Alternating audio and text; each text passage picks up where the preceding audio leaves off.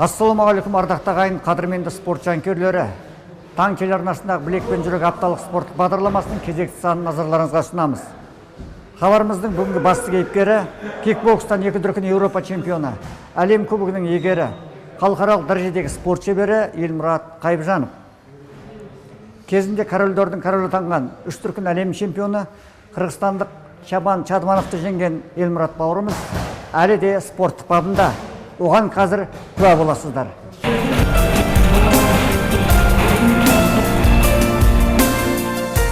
Қазіргі таңда 40-тың қырқасына шығып отырған Елмұрат Қайыпжановтың кикбокста жеткен жетістіктері ауыз толтырып айтарлықтай. Алайда оның ең алғашқы махаббаты кәдімгі классикалық бокс болатын. Серік Қонақбаевтай даңқты ағасына есі кете еліктеген бала Елмұрат туған ауылы Сөгетіде алғашқы бапкері Марат Аухадиевтен бокс әліппесін үйрене бастайды. Алайда жұдырықтасу өнерінің қыр-сырына енді қаныға түскен тұста, ұстазы әскер қатарына шақырылып, уақытты бос өткізбеу үшін күрес үйірмесіне жазылады. Боксты да тастамайды. Аудандық облыстық жарыстарда жүлде алып, әке шешесін қуантады. Бала кезінде білімді, сондай өзі еңбекқор, жақсы, пысық. Өзім атам айтатұғын, осы бала қайсар болады, жалы бар, жалды жігіт деп атам өзі айтып кеткен сол. Енді Құдайға тәубе, сол өзінің ынтасы, өзінің жігері. Өзі жаңғы жүрмейдің. Елмұраттың қасында өңкей балалар ілесіп жүретін. Өзі бір үйімшіл, бұлай қарап отырсаң сондай бірдемені ұйымдастырып сөйтіп жүретін бала сияқты болатын. Қазіргі қарасақ, салыстырсақ, қазірде сондай. Орта мектепті ойдағыдай бітірісімен Алматыдағы бұрынғы дене тәрбиесі институтына, қазіргі Қазақтың спорт және туризм академиясының бокс бөліміне оқуға түседі. Қазақ дене тәрбиесі оқу жүргенде 1-2 жыл өзіміз жаңағы таза бокспен айналыстық керек. Студент аралық бокс жарыстар бар жаңағы. Буровесник дейді, первенство Казгу деген сияқты жаңағы бірінші. Сол жарыстар өтіп, осы енді бокстың шыңына несіне жете берген кезде қызығына. Сол жылдар айтып 92-93 жылдар кикбоксинг деген өзі кейіннен келген спорт қой біздің елімізге.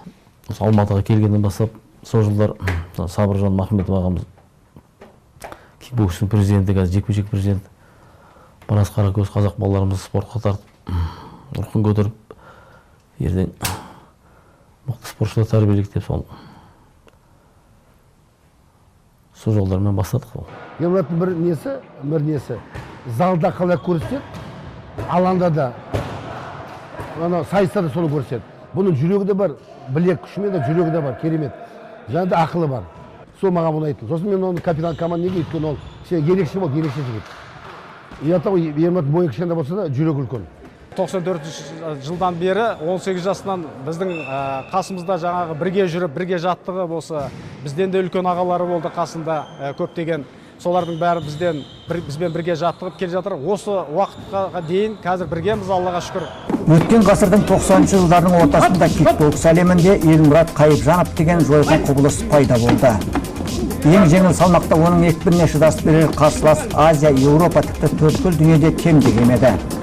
Кикбоксерлар арасында Малыш деген лақабатымен кең танымал Елмұраттың қолдан асыра салмақтай тастайтын солақай соққысы кезінде талай мықтыны сұлатып түсіргенін көз көрген. Сол тұста қазақтың классикалық боксы жеңіл салмақта өте сирек кездесетін панчерден, яғни әйгілі нокаутер Жандос Көкімовтің лайықты ізбасарынан көз жазып қалғанын іш сезетін. Осы сұрақ көп жігіттер қояды негізінде. Сен таза бокспен жүрген кезде біраз жерге дейін барып шауып өшедің, олимпиадаға дейін барып өшедің. Неге кикбоксингке кеттің дейді, енді Алланың қалауымен адамның айтқаны болмайды ғой. Дегенмен енді әр спортшының алдыға мақсаты олимпиада чемпион болу ғой енді. Ең биік шың деп адамыз ғой. Бірақ Құдайға шүкір болғанда тәуба. Елмұратты жаңағы шыққан кезде бұл каучер болды. Каучер құлатып жатты. Сол кезде аяғымен де бірде аяғымен бірде қолымен құлатып жүр. Сондықтан шеберлігі өте жоғары болды. Есесіне атақты жекпе-жек майталманы Сабыржан Махметов тұңғыш іргетасын қалаған отандық кикбокста білікті бапкер Азат Надырбековтың қолдауымен тағы бір тума таланттың келгеніне куә болдық. Иә, жасыратын несі бар. Тәуелсіздіктің сол алғашқы қиын кезеңдерінде халықаралық жарыстарға қатысу үшін спортшылар жатпай тұрмай демеуші іздейтін. Бірі қаржы тапса, бірі таппайтын.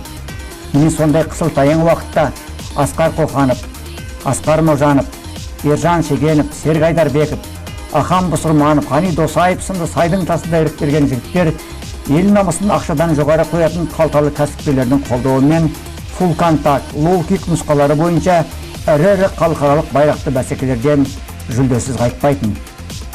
Негізінен лоу-кикте бақ сынаған Елмұрат сол сайыпқыран сарбаздардың қатарына қосылды да кетті. 51 келіде Қазақстан чемпион атанған Шелек өңірінің Шынашақтай шымырлы 1996 жылы Жыралыбы Жамбылдың 150 жылдық мерейтойы құрметіне ұйымдастырылған үлкен жарыста да қарсылас шыдатпады. Нәтижесінде Сербия астанасы Белградта өтетін Еуропаның ашық біріншілігіне жолдама алды. Таңғы сағат 4:30-5-те тұрып жаттығу жасайтын мен өзі.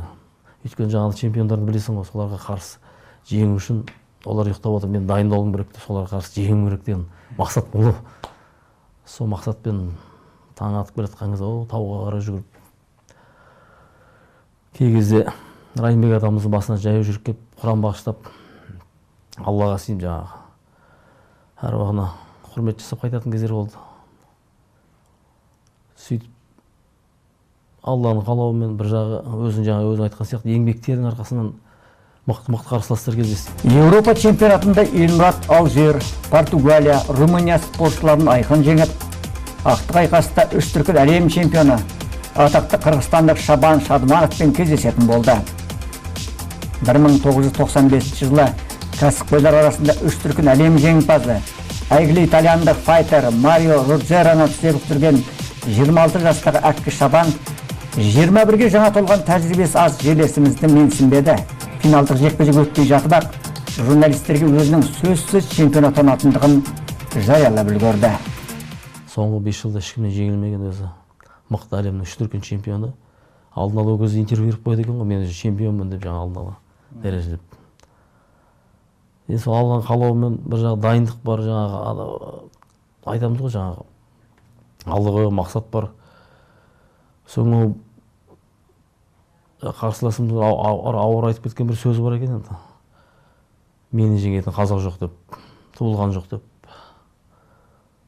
Енді ол біздің ата-бабамыз әруағына ауыр сөз, ауыр дейтін әйтеуір алған қалауымен, жаңағы еңбектің арқасымен, дайындықтың арқасы ғой енді бастысы. Сол тренеріме, ұстазыма, жаңағы марқұм болып кеткен Азат Надырбекке үлкен алғысымды айтамын, өте дайындық жақсы болды. Азу алтығары Шадмановтан шеберлік асырып, Еуропа чемпион атанған Елмұрат артынша Азияның ашық біріншілігінің шешуші кездесуінде 2 дүркін әлем чемпионы Туба жігіті Мерген Монгуштен басым түсті. 1997 жылы Румыния астанасы Бухарестте Қазақстан ұлттық құрамасы сапында әлем кубогының иегері атанды. Сол жылы Бишкекте өткен дүниежүзілік біріншіліктің жартылай финалында әйгілі Шабан Шадмановпен қайта кездесті. 97 жылы Бишкек қаласында, Қырғызстанда, сол кезде бұл жерден очкомен, жаңа очко дейміз, ұпай санымен ұтқан күнде де жерден өзінің жерлесі Қырғызстанда тұр. Иә. Сонымен оған берді жеңісті. 1998 жылы Киевте жалауын көтерген Еуропа біріншілігінде Шадманов Монгуштан ұтылып, жүлдеге іліне алмады. Сол кезде жаңа айтып отқан Шабан Шадмановты жаңа кім Мерген Монгуш деп айтыр ғой, жаңа тубинец, тубалық. Россияның атынан келді, орыстан Ресейге орамаған командасынан. Шабан Шадманов нокаутқа сүреді ол кезде. Ал Елмұрат финалда ринг қожайынын жеңіп, қатарынан 2-ші мәрте кәрі құрлықта үздік шықты. Жеңіл салмақ болса бізде адам көп болады, жаңа айтып отырмыз ғой. Жоқ дегенде 30-ға дейін болады, 25-28-ге дейін жеңіл салмақтылар. Бір күнде бір салмақтағылар бір бой өткізіп демалса, біз 2 бой өткізген күндер болады. Кей кезде сондай жағдайлар болатын. 1999 жылы 2 дүркін әлемнің қола жүлдегері атанып, 2000 жылы қазақ кикбоксының іргетасын қалаушы Сабыржан Махметов ұйымдастырған ғасыр матчына қатысты. Мен 99-да кейін жинадым, бүкіл кикбоксерді жинадым. Әлемде бірінші ғасыр матч деген ол футболда Франция әлем чемпион болса, басқа команда шақырады. Испания болсын. Мынау жекпе-жек өнерінде мынау единоборствода жаңағы біріншімен жасаған әлемде 2000 жылы. Сонда Елмұрат капитан команда болды. Қарсыласы сол баяғы ескі танысы, әйгілі бапкер Александр Войновтың шәкірті, корольдердің королі қырғызстандық Шабан Шатыманов болды. Сол кезде мына бірінші раундта аса басылып ұрып атқан кезде жаңағы жеңіл нокдаун дейміз ғой, нокдаун алып қаламын. Содан бастап ары қарай уже жиналықтап қайтадан жаңағы жекпе-жек қой. Бүкіл ел қарап отыр, жаңағы намыспен не істеп қойдым, қан жеріне жаңағы нетіп қол, или жаңағындай қатты сенімділік болып кеттім өзімде, жеңем деген ой болып кетті уже. Сол жерде қателікті де мойындау керек қой жерде. Ол кезде енді мені шығарып отқан бапкеріміз де өзіміздікі емес, басқа жақтық болды. Соңында кейіннен жаңағы кассетан қайта келіп көрсем, оконцовка дейміз ол кезде, соңғы раунд, шешуші раунд деп соғып жеңіс берді маған, бірақ та кейіннен протест жазып жаңағы бапкерлері қайтып жеңіс соған берді. Спорттық карьерасында бокс және кикбокспен қатар ушу сандамен де айналысқан Елмұрат Қайыбжанов 2001 жылы шығыс жекпе-жек өнерінің танымал ардагері Фархат Аманқұлов ұйымдастырған турнирге қатысып, артынша үлкен спортпен бір жолы қоштасты. Сол жылы әкесі Мұқаш пен анасы Мәкеннің рұқсатын алып, бір мектепте оқыған Динара есімді сұлу бойжеткенмен тағдыр қосты. Динара екеуміз қосылдық сол жылдары. Әке-шешесін жақсы танимыз, бізге сабақ берген адам, тәлім беріп алған сол кісілермен мектеп арасында жүріп. Ол да осы Алматыда жүрген Абай атындағы университет бітіріп жұмысында жүргенде сол танысып екеуміз ары қарай отбасылық өмірді кештік. Есімде біз 11 класста оқып жүргенде бітірер кезде өстіп, Елмұрат жаңағы осындай жарыстан жеңіп алыпты деп мектепте кездесу болып, сондай Елмұрат аға деп айғайлап лозунгпен қарсы алғанымыз бар. Ол кезде онша білмеймін. 2002 жылы тұңғыштары Алила өмірге келсе, 2003 жылы Анела дүние есігін ашты. Ал араға аттай 6 жыл салып, Динара сүйген жары Елмұратқа маңдайы торсықтай ұл сыйлады. Бір қуанышпен еске алатын сәттер, мен бала қараған жоқпын. Түнде өзі қарайтын. Тамағын берші деп түнде оятады, тамағын берем, тіпті өзі өлеңін айтып алып кетіп. Бұл ұлды почти өзі бақты десем болады. Бұл бір бала болып мен жылап, мазасызданған бала емес. Томпиып, сол әкесі өлең айтып жүреді, сол қолында жүре беретін. Ол болса, Құдай маған Алла тағалам ол десе, мен Марғұлан деп қоямын деп дайындап жүретін. Бірақ Елмұрат сол Марғұлан деген әлгі Марғұлан қоямыз деп жүрген атымызды бұзып, келісіп өзі Ар-Рахман қойыпты, бірақ бәрібір де жанама атымен қазір Марғұлан. Баланы жастан деп айтамыз ғой қазақта. Сондықтан да бала кішкентай кезінен енді осы педагогика саласында жүрген балды тәрбиелеп жатырмыз қолдан. Енді осы менің жолым болсын, чемпион болсын деген мақсат емес. Әйтеуір өзін-өзі қорғайтын азамат болсын, ең бастысы. Ертең арғы көре жатады ғой, бірақ балуан боламын дейді. Достарым көп қой, жаңағы біреусі Ермахан Ибраимов боксер болып, мықты әлем танып, олимпиада чемпионы жаңағы Марғұлан сияқты інілеріміз бар, жаңағы Теңізбаев сияқты мықты балуандарымыз көп. Сөйтіп балуан болғысы келіп жатыр. Бірнеше жыл ішкі істер академиясында дене тәрбиесінен дәріс берген Елмұрат қазіргі таңда кәсіпкерлікпен айналысады. Үлкен спортта, бизнесте, өзге де салаларда қызмет атқаратын дос-жарандары көп. Әр аптаның соңында жұма намазға барып келгенде өзі тықыршып отыра алмайды. Ауылға тартып тұрады. Ауылға барып, аңға шыққанды жақсы көреді. Кейінгі кезде балыққа шығып жүр. Расында Елмұрат үшін бұл жалғанда шырайлы шелегі мен кіндік қаны тамған туған ауылы Сөгетісінен артық мекен жоқ. Ондағы спортты, мәдениет пен өнерді дамыту өмірінің бар мәні десек те болады. 2010 жылдың терең күзінде Алматы облысы Еңбекшіқазақ ауданына қарасты Шелек ауылындағы Төлен Кенжебаев атындағы орта мектеп жанынан Елмұрат Қайыбжановтың есімін берілген бокс залы ашылды. Бұл өзге шараға Сабыржан Ахметов, Марғұлан Әсенбеков, Ардақ Назаров, Бауыржан Тәліп, Мұрат Ұланбаев сынды белгілі спорт майталмандары құрметті қонақ ретінде қатысып, жас боксшыларға толағай табыс тілеген болатын. Әбден тозығы жеткен аталмыш мектептің спорттық кешенін күрделі жөндеуден өткізуге, ішін боксқа, жалпы дене шынықтыруға қажетті құрал жабдықтармен жасақтауға Елмұратпен қатар шетел өңірінен шыққан танымал кәсіпкер меценат Жангелді Осан үлкен еңбек сіңірді. Әркез Елмұрат бауырының бастамасын қолдап жүретін Жангелді мырза аудандағы өзге де игі істерге қол ұшын беруден жалыққан емес. Бүгіндері бұл залдан облыс көлемінде топ жарып, жүлде алған түлектер шыға бастады. Біздің балалар қазір бірталай жетістіктерге жетіп жатыр. Әлі де Құдай бұйырса жетеді деген не үміттеріміз бар. Жангелді ағамыз бен Елмұрат бауырымыздың арқасында осындай рингтер, осындай спорт залдар ашылып жатыр. Бірі жаңашарда жүріп жатыр. Сол жерде де уже бокс мектебі жүріп жатыр. Мына жақта Венсовхоз деген ауылымыз бар. Ол жерде де сол осы Елмұрат, Жангелді ағаларымыздың арқасында сол спорттар ашылып, өз несіне, дәрежесіне уже нәтижесін беріп жатыр.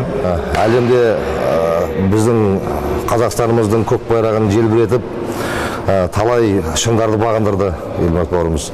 Міне енді қазіргі таңда осы Елмұрат бауырымыз ауыл спортына үлкен үлесін қосып, міне мынандай залдар ашып, өздеріңіз көріп отырғандай үлкен жаңағындай ауылдың спортына, жас бүлдіршіндерге, жас балаларымызға, жас спортшыларымызға үлкен көмегін көрсетіп жатыр. Осыған көмектесіп, осы ұжымның, осы мектептің директоры болған Ардақ Қырықбай тәтемізге үлкен рахмет. Өйткені қазіргі кезде мына таңда бір жерден барып, бір спорт зал бір кешене қиындау болады да, сол ат салысып, әйел болса да өзінің еркектік несі көрсетіп, азаматтығын көрсетіп, Елмұрат кел, ауыл көтерек, спортты көтерек, мына жерде мықты чемпиондар шығады ауылдан деп, өзінің ақылын айтып жүрген әкелеріміз. Берден негізгі мақсат міндетті түрде әлем чемпионы болу емес, ер азамат болу парыз. Былтыр Елмұрат Қайыпжановтың бастамасымен Сөгет ауылында бокс пен күрес түрлеріне арналған Райымбек Батыр атындағы спорт мектебінің тұсауы кесілген. Ашылу салтанатына Сидней олимпиадасының чемпионы даңқты боксшы Ермахан Ыбырайымов арнайы келіп, жергілікті жас өрендерге ақ жол тілеген болатын. Қазақ хандығының 550 жылдығы қарсаңында іске қосылған мектеп бүгіндері қалыпты жұмыс істеуде. Дистанция дейді, қара қашықтықта ұстау керек. Ал сендер болсаңдар жанда ұрып алсыңдар, олар шықпай қалады. А мына жерде тұру керек. Қол бірінші бар, алдыда қол жүру керек ма? Аяқ қой. Кет қамына. Аяқ басу керек. Бұл жерге болашақ чемпион болуға арманым бар, сол үшін бокске келдім. Кімдерге ұқсадың? Осы ауылдан шыққан Елмұрат ағамыз сияқты, Ермахан ағамыз сияқты үлкен белестерге жеткім келеді. Осы боксты доказывап чемпиондыққа жетсем деймін. Бұл мектепте Қазақстанға еңбек сіңірген жаттықтырушы Ермек Иманбековтың шәкірті Сәджан Орынбайұлы қазақ күресі, самбо және дзюдодан жас талапкерлерді баулуда. Шәкірттерімнен қазір ең бірінші атап өтетін енді Қожамберді Ұлбосын деген қызым бар. 3 дүркін Қазақстан чемпионы болды. Қазір Монғолияға барып, жастар арасында Азия чемпионатында 3-ші орын алды. Жеңіл айасқанда бір 7-ші жыл болды. Осы ауылда, осы жерден, осы кәуелден дайындалдым әрине. Құдай деп дайындалып жатыр әлі де. Осы ауылдың абыройын, және қазақтың абыройын сақтап, Алла бұйырса олимпийский чемпион болу арманым.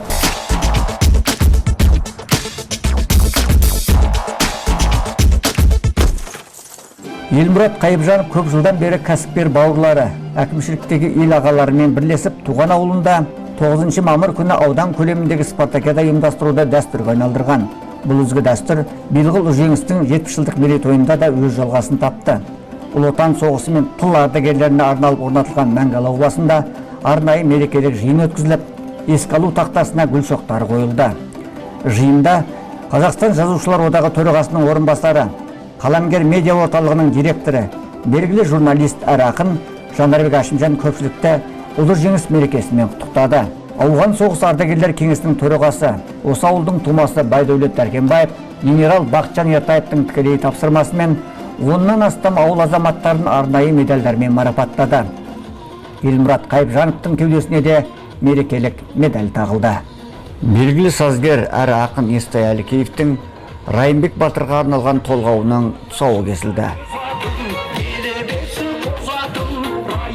мектеп сарбаздар ұранға ұран қосатын асқақтап тұрған рухыңды шақыртып таулар соғатын басылып осы дұшпанның үрейлену сахатын жетте әулием әруағың әркез осы бүгінгі шаралардың басы қасында жүрген Елмұрат ініміз осы ауылдың түлегі, осы ауылдың мектебін бітірді.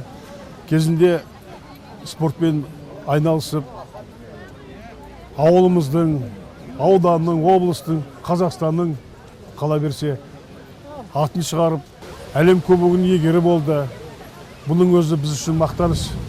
Азаматтың туған жеріне туын тіктеген өсиеттен алған ғибраттары болса керек. Ауылдағы спортты жандандыруға, оның жаңағы материалдық жағдайларын шешуге көптеген күштерін салып, атсалысып жүр. Оны ауылдағы жастар әр уақытта біздің батырымыз деп айтады.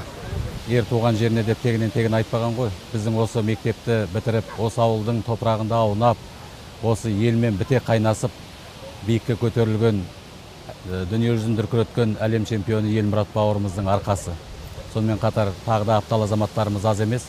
Осыған септігін тигізіп, өздерінің қолыменен қаржы жинап, мынандай тамаша Ұлы Отан соғысының ардагерлеріне арналған мәңгілік алау жағатын жер, мәңгілік еске алатын жер, жылда осы ұрпақтан ұрпаққа кететін мәңгілік тақта орнатты. Бұл енді екінің бірінің қолынан келмейтін дүние, ауыл азаматтарының, оған мына біздің әкіміміз Айтжан Нысанбайұлының үлкен еңбегінің арқасында, осы елдің бірігуінің арқасында болған дүние. Мәңгілік алау басындағы салтанатты жиын аяқталған соң ауыл тұрғындары мен қонақтары қазақ күресінен өткен қызықты да тартысты жарысқа куә болды. Әсіресе түйе палуан атағы үшін болған жан алысып жан беріскен белдесулер көпшіліктің көз айымына айналды. Олимпиадалық жүйе бойынша жүргізілген бәсеке қорытындысында Айбек есімді жас талант барлық қарсыластарынан басым түсіп, бас бәйгені жеңіп алды.